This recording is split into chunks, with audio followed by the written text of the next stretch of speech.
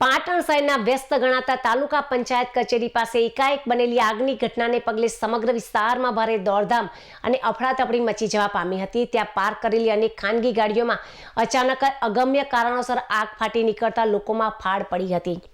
મળતી માહિતી મુજબ પાટણ તાલુકા પંચાયત પાસે એક પડી રહેલી ગાડીમાં અચાનક જ ધુમાડા નીકળવા સાથે વિકરાળ આગ લાગી હતી। જોતજોતામાં આગે આખી ગાડીને લપેટામાં લઈ લીધી હતી।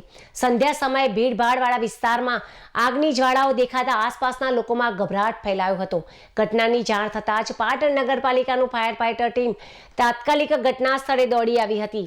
ફાયર જવાનોએ પાણીનો મારો ચલાવી ભારે જહેમત બાદ આગ પર સંપૂર્ણ કાબુ મેળવ્યો હતો। આગ વધુ પ્રસરે તે પહેલા જ તેને બુઝાવી દેવામાં આવતા સ્થાનિક રહીશોએ રાહતનો શ્વાસ લીધો હતો। સદનસીબે આ દુર્ઘટનામાં કોઈ જાનહાનિના સમાચાર પ્રાપ્ત થયા નથી, પરંતુ ગાડીને મોટું નુકસાન પહોંચ્યું છે। આગ શોર્ટ સર્કિટના કારણે લાગી હોવાનું પ્રાથમિક અનુમાન લગાવવામાં આવી રહ્યું છે।